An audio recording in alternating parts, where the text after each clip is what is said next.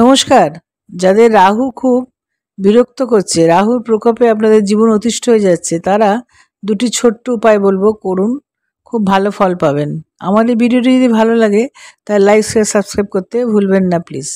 এই ছোট্ট উপায়গুলি হলো, 41 দিন আপনারা অপরাজিতা ফুল নিয়ে যে কোনো খালে বিলে যেখান দিয়ে নোংরা জল প্রবাহিত হয় সেখানে দিয়ে দিন, প্রতিদিন একটা করে।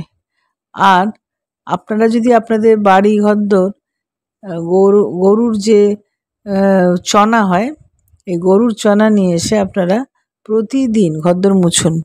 মুছবার সময় একটু করে ফেলে দিন জলে, দিয়ে সেই দিয়ে ঘর মুছুন।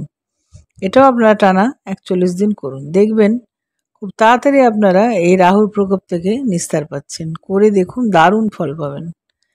রাধে রাধে।